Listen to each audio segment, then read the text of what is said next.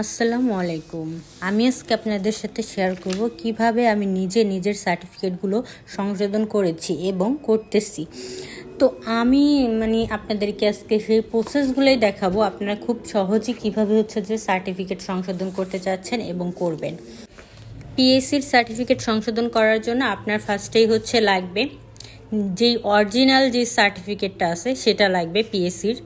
তারপর যে আপনার বাবা মার এনআইডি এবং বাবার এনআইডি, মার এনআইডি কার্ড লাগবে এবং বার্থ সার্টিফিকেট লাগবে। দেন এই কয়টা জিনিস থাকলেই আপনার আর কিছু লাগবে না, ঠিক আছে? এই কয়টা জিনিস আপনার মাস্ট রাখতেই হবে। তো ফার্স্টে আপনার সার্টিফিকেট সংশোধন করার জন্য আপনার যে পিএসসির সার্টিফিকেট আগে সংশোধন করতে হবে। যে যাই বলুক না কেন, ইউটিউবে অনেকেই অনেক ধরনের কথা বলে যে যে আপনি যে পিএসসি সার্টিফিকেট শুধু সংশোধন করবেন তাহলেই হবে। অনেকে আবার বলবে যে জিএসসি সার্টিফিকেট শুধু সংশোধন করলেই হবে, আবার অনেকে বলবে এসএসসি সার্টিফিকেট সংশোধন করলেই হবে। তো এরকম কিছুই না। এখানে আপনার যে ফার্স্টে যে পিএসসির সার্টিফিকেট সংশোধন করতে হবে। আপনার ফার্স্টেই আপনাকে চলে যেতে হবে স্কুলে, এবং আপনি যে স্কুলের ছাত্রী ছিলেন সেই স্কুলে যেতে হবে। সেই স্কুলে গিয়ে একটি আবেদনপত্র নিয়ে, আবেদনপত্রটা কিন্তু নিতেই হবে, না হলে কিন্তু আপনার আবার ঘুরে আবার আবেদনপত্র নিতে আসতে হবে। তো আমার 2বার অনেক ঝামেলা হয়েছে। তো আমাকে এরকম একটি স্কুল থেকে আবেদনপত্র দিয়েছে। দেন আপনারাও যে এরকম একটি আবেদনপত্র পেয়ে যাবেন। দেন এরকম একটি আবেদনপত্র নেওয়ার পরে আপনি যে স্কুলে যে বোর্ড পরীক্ষা দিয়েছিলেন, ঠিক আছে, সেই স্কুলের প্রিন্সিপালের সাথে গিয়ে কথা বলবেন। এবং কথা বলার পরে ওনাকে যেই সব কাগজগুলো আমি আপনাদেরকে বলেছি যে লাগবে নিয়ে যেতে হবে, সেগুলো নিয়ে যাবেন, না হলে কিন্তু হবে না। সবগুলো যে নিয়ে গিয়ে ওইখানে যে আপনাকে একটি ডেট দিবে। তো ডেট দেওয়ার পরে আপনাকে অনেকগুলো যে ফটোকপি করার জন্য দিবে। আপনি আগেই বলি, আপনাকে যে এরকম অনেকগুলো ফটোকপি করতে বলবে। এটা 3টা ফাইল করবে ওনারা। তো 3টা ফাইল করতে বলবে। দেন আপনি যে কি করবেন, আগে থেকে যে কপি করে নিয়ে যাবেন এরকম। তো নেওয়ার পরে যে আপনি এটাকে ওনাদেরকে জমা দিবেন।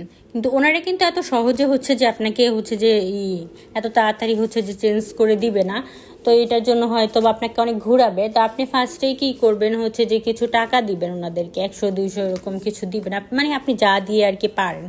তো দিলে যে ওনারা একটু আর্লি করে দিবে। তো আমারটাও যে খুবই আর্লি করে দিয়েছে। তো আপনারা যে এইভাবে যে একটু তাড়াতাড়ি যদি আপনারা করেন, দেন ওনাদেরকে টাকা দিয়ে যদি স্কুলে যেতে হবে, এবং আপনি যে স্কুলের ছাত্রী ছিলেন সেই স্কুলে যেতে হবে। সেই স্কুলে যাওয়ার পরে আবেদনপত্র যে পিএসসি সার্টিফিকেটটা সংশোধন করে নিতে হবে। তো নেওয়ার পরে যে দেন তারপর আপনাকে যে কলেজে চলে যেতে হবে। কলেজে যাওয়ার পরে কলেজে আপনাকে এরকম একটি ফাইল দিবে। দেন এটাকে আপনার ফিল আপ করতে হবে। ফিল আপ করার পরে দেন আপনি যে ফিল আপ করে ওনাদেরকে, আমার এখানে যে টাকা দেওয়া লাগবে। তো যেহেতু যে এখানে টাকাটা কিন্তু ওনারা ঘুষ খাচ্ছে না, ঠিক আছে, আমি বলেই রাখি। আপনার যে এইখানে 500 টাকা লাগবে। যেহেতু আমরা যে 3টা সার্টিফিকেট ঠিক করব, যেরকম যে জিএসসি, এসএসসি এবং এইচএসসি, এই 3টা সার্টিফিকেট আমরা যেহেতু সংশোধন করব, এর জন্য ওনাদের 1500-2000 টাকা রাখতে পারে। আমার 2000 টাকা লেগেছিল। দেন আমি বলি আপনারা যেহেতু এখানে 2000 টাকা লাগবে, তো এটা কিন্তু ওনাদেরকে দিতেই হবে। কারণ যে আপনি যদি যে ওনাদেরকে 2000 টাকা না দেন, ওনারা কিন্তু এগুলো করতে পারবে না। কারণ আপনারা অনেকে ইউটিউবাররাই আসছে বলবে যে এগুলো ফ্রিতেই করা যায়, নিজে নিজে অ্যাপ্লাই করা যায়। কিন্তু নিজে নিজে অ্যাপ্লাই করলে হবে না, কারণ ওনাদের এখানে একটি পিন নাম্বার আছে। ওই পিন নাম্বার তো আমরা জানি না। তো এই কারণে যে ওনাদের এখান থেকেই করতে হবে, কলেজ থেকেই। তো আমি চেয়েছিলাম যে এটা নিজে নিজে করার জন্য, অ্যাপ্লাই করার জন্য। তো নিজে নিজে করলে তো নিজে নিজে করতে পারবেন, কিন্তু যে পিন নাম্বার, এই পিন নাম্বার তো স্যাররা দিবে না। তো এই কারণে যে আপনার স্যারদের কাছ থেকেই করা ভালো আমি মনে করি। দেন বাকি নিউজটা আমি পরের ভিডিওতে দিব। তো ওইটার জন্য ওয়েট করবেন। তো আশা করি ভালো থাকবেন, সুস্থ থাকবেন। আল্লাহ হাফেজ।